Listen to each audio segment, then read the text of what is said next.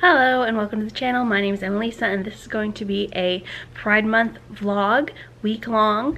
I'm dog sitting, so I'm not sure if I'll vlog all of the weeks of June or just this one, but this week is particularly interesting because I am dog sitting, and then I'm going to go on the weekend up to Spokane, which is about 2.5 hours away, to visit a number of family members. I have a brother, aunt, uncle, cousin, a great aunt, and a second cousin up there. And we're also going to look at properties to possibly rent to my brother and my great aunt. And if not my great aunt, just somebody else, to save money for my brother, to save money for my great aunt. If she is interested, then in general investing in property to rent out so that I will have income when my parents are gone, because I am disabled, can't work very much. What I am reading is Ellen Outside the Lines, which I have heard has a main autistic character. Very interested in that, as well as she's some kind of LGBT something. And then The Romantic Agenda has asexual rep by an asexual author. So both of those have personal rep for me, but I also have a bunch of books, a lot of which I got recommended from Anya's queer middle grade recommendation videos, which I will link below because they're really like lots of recommendations of books that I had not heard of otherwise. And so if I finish these two, or if for some reason they don't click with me, I'll be reading those later in the week and later in the month. I also have an audiobook that I'm currently reading, which is Get a Grip, Vivi Cohen, which I have a physical copy of, but I just wasn't getting around to it, so I just decided to make it my audiobook, and it's working really well. It's actually epistolary, which I didn't realize. Her writing to a favorite pitch of hers as she joins a baseball team of mostly boys, and all boys except for her, baseball team, and it's made me real emotional so far. It is a more autistic representation, I think own voices, and made me cry in the car. At first it made me cry because the coach believed in her, the coach that was taking her on, and then it made me cry because her parents, especially her mom, don't understand autism and are taking a not good therapist recommendations on how to deal with it and on how to deal with their autistic child. And then it made me cry some more because some other baseball person really believed in her. And so yeah, a lot of emotions in that book. But I don't mind crying in the car. That's where I mostly listen to audiobooks. There will be footage of dog and beautiful backyard, and also there is a robin's nest in one of the front flower pots, so I will show you some footage of that as well, with baby robin.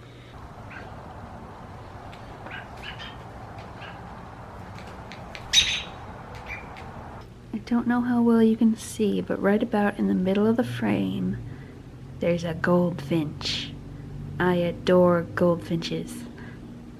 He had a little lady there who might have been a lady goldfinch, with some kind of finch sitting on the same little branch that he is, or a piece of grass, whatever that is. But she flew away. Now he's by himself in all his prettiness. I absolutely adore the landscaping here. There's some steps, which I have to kind of look at while I go up because it's a bit unsteady, but where's Dakota? Ah, there's Dakota's back leg. I saw you, Dakota.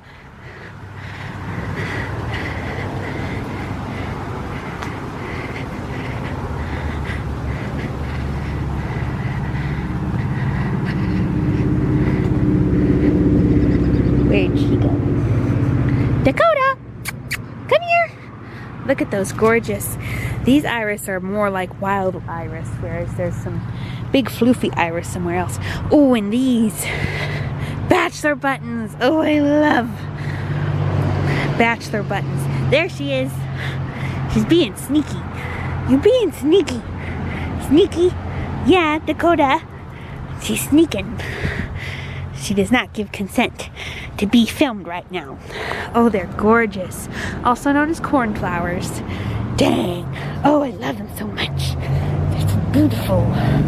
And over here we got a white flowering plant and a big rose. That's the size of my hand next to it.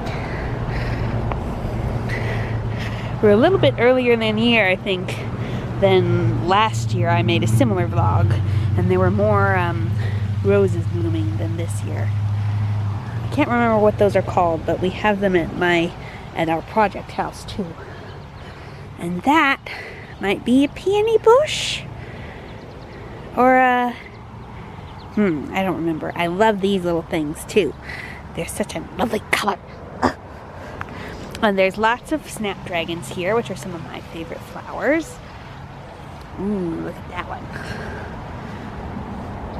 Oh, more bachelor buttons and those pink things. This is such a nice walk and also a nice little run for the dog. See down here, these big ruffly iris are like more bred into big flowers versus the wild original kind that are right here. Here's them next to each other. And some, whatever those are. So I'm a little more than a third of the way into the romantic agenda, right? And so this character is asexual. But as I go on, it feels more and more like she's also autistic. Like, she's got the very blunt and frankness. She says what she means. She doesn't like obfuscation. She's got anxiety. She just described how she can't casually be into something, like she took a pottery class and then got super good at it, enough to sell her creations. And now she's kind of got a hyper focus on her friend's company, the friend who she's now on vacation with and is secretly in love with. She's currently with him and his new girlfriend and a guy who's just randomly there. Maybe not randomly, maybe there's some kind of a plan. But anyway, she's now got what looks an awful lot like a special interest or a hyperfixation on her friend's company that she works for. And you know, things have just kind of been adding up. So that's interesting. I didn't remember hearing anything about that. But there is a large crossover between the asexual community and the autistic community. There's actually a large crossover between the entire queer community and the autistic community. But if nothing's said about it, it might be that the author is basing this on other other autistic coded characters and not realizing, or basing it on a real person who she knows who's actually autistic, but she doesn't know that they are and they might not even know, or is herself autistic and doesn't know or hasn't come out about it yet. So yeah, there are many possibilities. But I'm liking it quite a bit so far. Obviously she has a very unhealthy relationship with this friend, and I don't think that's where the romance is going to go.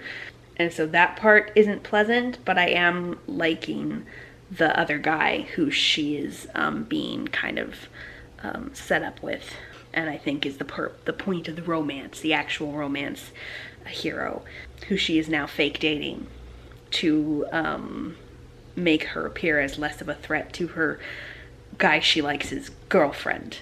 So yeah, it's kind of complicated, but it's also, I'm really enjoying it.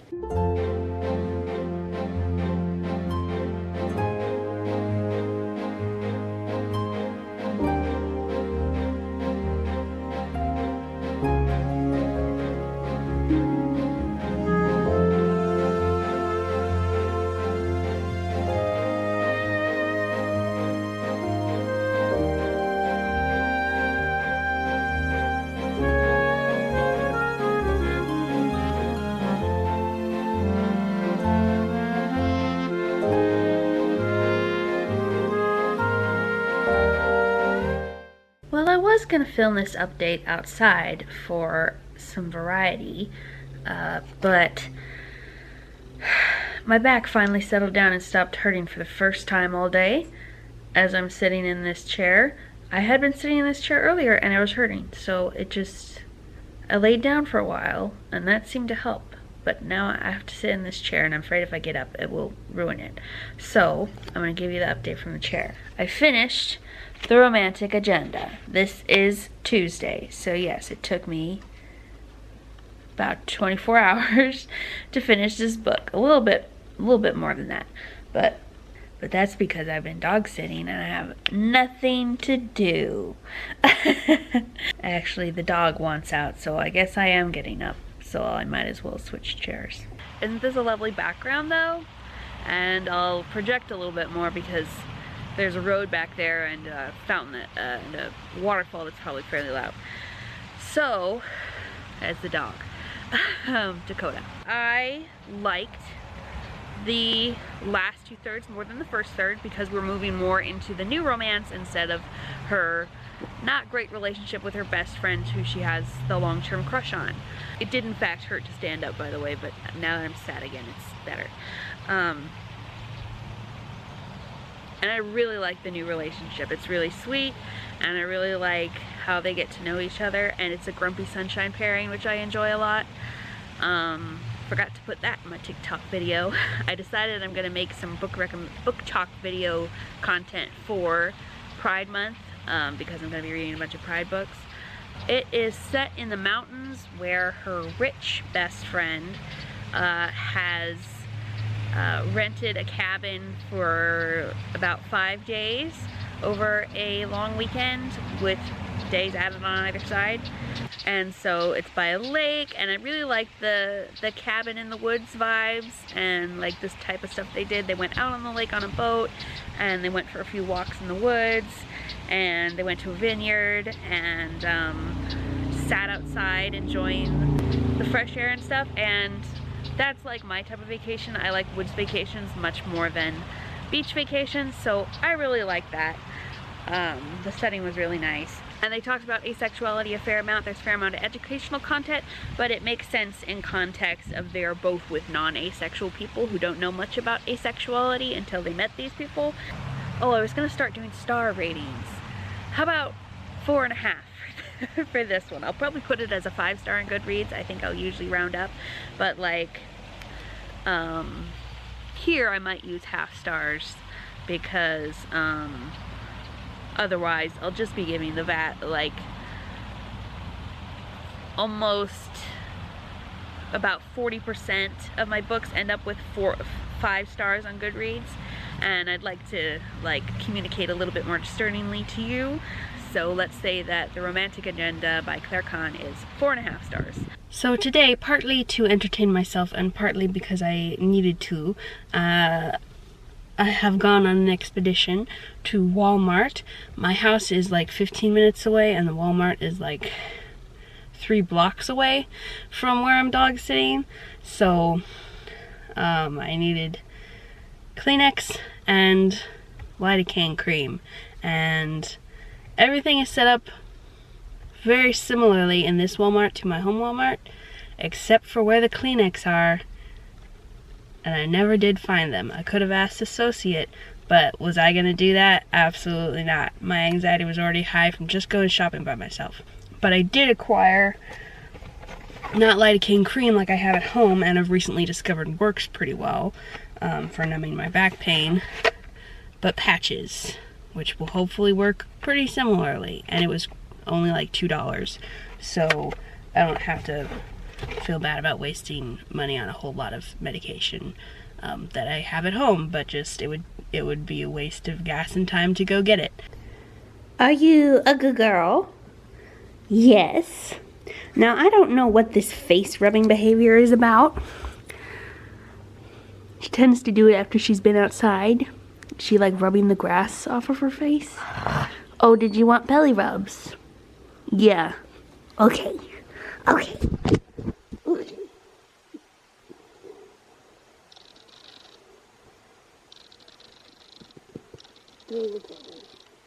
Okay, so I put on one of the patches, and it's not quite as good as the cream, but it is working, and so I'm sitting here fairly contentedly tippity-typing away on my memoir, which feels a bit silly to say that I'm writing at 24 years old, but Helen Keller wrote hers when she was about 20 or 21, so I feel validated by that because I'm also writing about my disability. And I don't talk about it often. I'm working very slowly on it, but it feels quite cathartic to write out my feelings on my childhood.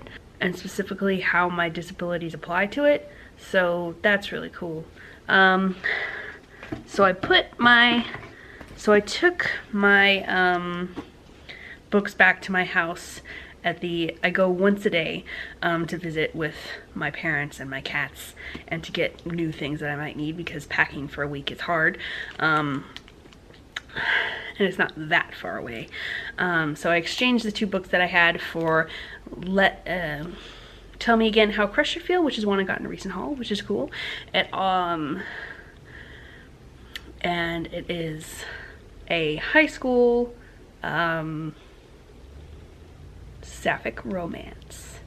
So, and it's already quite cute. So, I'm having a good time with that. Also, it's pink.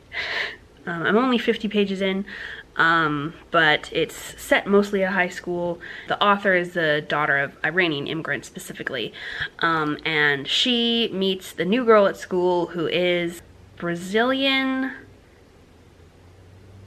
Italian, some kind of half-white something, and they kind of bond over being ethnically ambiguous, I think they call it. And how people are always asking where they're from. Our main character it really thinks that the new girl is really pretty, and then she turns out to be really smart, and she knows a bunch of languages, and she travels the world because her dad works in pharmaceuticals, and lately he's been selling them for 6 months in Switzerland, so like she's got like cool background, and now they are going to try out for the school play together. So that should be a lot of fun and very cute. Are you the beautiful princess? Are you the beautiful? Yes. Oh, you're so cute. I wish I could pet you, but you're too high. I can't pet you up there. Yeah. I could touch your paw. Touch the paw. Yes, you're so cute. You're so cute. Yes. My neck really is not stopping hurting, so I'm gonna go upside down in my upside down flippy flip thing.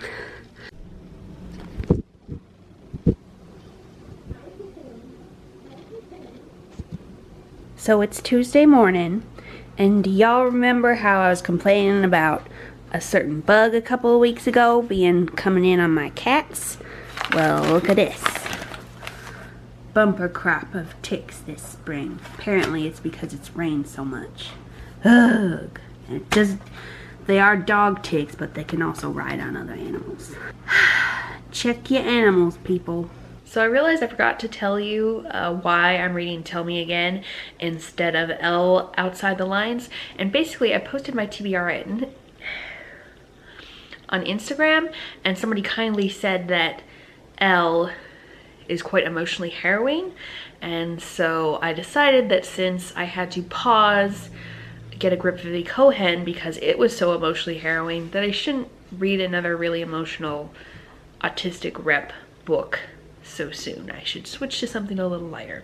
So I read Tell Me Again How a Crush Should Feel, and as I said earlier, our main character has this crush on a new girl in school, but she also has several women friends. She also has a guy friend who has had a crush on her.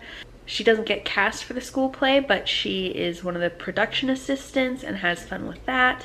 And then she gets to know the people who work behind the scenes on the play as well, one of whom is a gay boy. So she kind of bonds with him over that.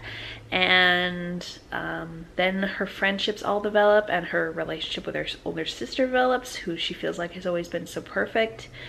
And has lived up to her parents' expectations way better than she has. And so things get a lot more complicated, and I really liked the romance that we ended up with. It was very sweet. Yeah, not usually into YA romance, but I could read more by this author. Probably 4 stars for this one.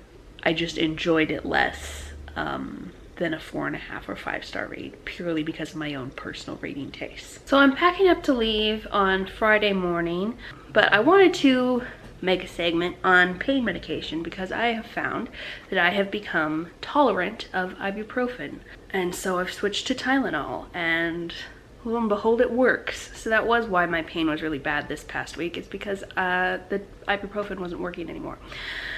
which is another name for Advil. So yeah, hopefully I'll use this for a while, and then I'll be able to go back to ibuprofen when Tylenol stops working.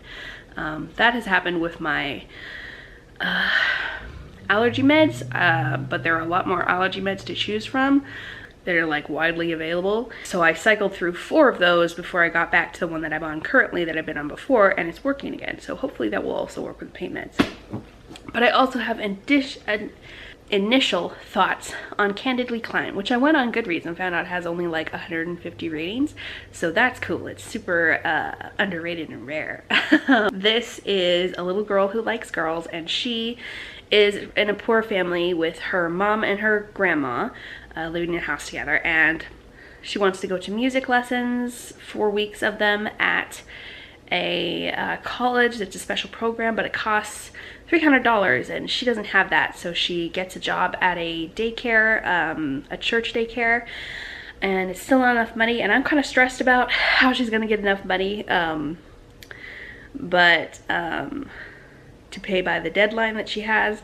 She's kind of stressed about it too, but not to the extent where that's the entire experience of reading the book, because I don't like to be stressed while reading a book. But she's got a cute relationship with a waitress who works at the same place her mom waitresses at, and a nice relationship with her grandma, and she plays the guitar, and she composed a song about liking girls, or liking a girl.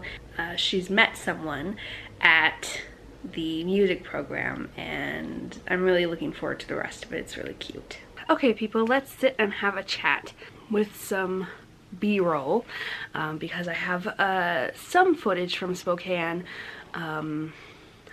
but usually not with me talking with it, because I don't like filming in front of other people. So we left for Spokane at about noon. It was just me and my mom, and it was raining, so usually we walk through the park, but I have no footage of that this week, because we were not able to walk in the park because it was raining the entire time we were there, which almost never happens. We had like a few hours of non-rain, but one on Saturday afternoon, but we used that to look at houses, which I'll show you a little bit of footage of, but not too much because it would be boring. But I do have footage of the house that we settled on that we're hoping to make an offer for, if everything goes good with the loan officer, which hopefully it will, because we have a house that we're selling, so everything should be fine. But then the person also has to accept our offer, so I'm actually quite jittery about it. But we had a good time with my great aunt and my cousin once removed, not my second cousin. It's my mom's cousin. We had a salmon dinner at my aunt and uncle's home, and that was nice. My cousin had to work that day. My brother came to that dinner, and we also had dinner with him the next day with his roommates to get to know them. Since we could not walk around the park, we did quite a lot of shopping, which once again footage is lacking because I would have to film in front of people, which is awkward and embarrassing. Oh, I bet my mom has it today. I need to show you. Maybe I'll show you in my next vlog, because I have decided I'm going to do reading vlogs every week for the whole of Pride Month. I think that will be a good format, and I have some other interesting things to vlog, like I'm starting my garden, so that will be fun. And of course there's always cat footage in these reading vlogs, which I'll insert a bit of that because I have a very affectionate kitty on my bed right now. Oh, and I have a little footage of me in my part of my burkini, which I looked up, and the creator meant for anybody who wants to cover up to wear. It's not just for Muslim people. But I swam for the first time in about 12 years. I haven't found a swimsuit that I could be comfortable in since I hit puberty, basically, and this I felt super comfortable in. Like, I was a little bit nervous because there were still other people in the pool, and I have the regular social anxiety of just being around people. And especially because I can't swim anymore, so I had to relearn how to swim. But I did not feel anxious about my body. It made a huge difference, and I was able to relearn how to swim. I swim really weirdly, but that's okay. I can swim and make forward progress. And it was really relieving and nice to be able to do that again. The very first place we went to check out a house was the one that we are hoping to get. So and my aunt is very excited about the prospect of it being her new place to rent, because the place she's currently renting. They keep hiking the rent every time she has to renew her lease, and her lease is up in September, so we're all very excited about it, and we hope that it'll be this house, but if not this house, it'll be another different house. This one just seems so perfect and is the right price, so it'll be hard to get another one that perfect for a good price. So if it goes through, we'll probably know, we might find out next vlog, next week, whether it'll go through. So I will let you know, and I will keep you apprised whether it does or not. But if it does, there will be before and after footage of how we revamp it. I was so jittery when I got home on Sunday that I played Oxygen Not Included, which I got for like $10. It was on sale. I had seen Let's Plays of it and was really excited about it. And so I spent about 4 hours playing that to distract myself on Sunday. And so I listened to the rest of the audiobook I had started when I stopped Vivi Cohen, which was The Weeping Tide, which is the second book in the Wilderlore series. It is a continuation of the story about people who bond with magical creatures, and then they have powers, magical powers that are based on those creatures. So like our main character is bonded to a wind creature, so he has wind powers. I think it was a really cool continuation. It was 8 hours long. I think that's about the same length as the first one, and I really liked, much like the previous one, there's a mystery element to this one of who's doing the bad thing that's causing strange things to happen, and like what's really going on. And I liked kind of watching the kids, the apprentices, figure that out. I did not get any more read of Candy Lee Klein. Well, I got a few more pages, but not much. So I will be letting you know how my final thoughts on it in the next vlog, and also will hopefully be at least skimming the rest of Vivi Cohen, and will be able to give you a review of that next week as well. So thank you so much for watching, and I'll see you in the next video. Bye! Yeah, you've been very needy since I got home. Oh, we're just needy. We need us pets. Oh.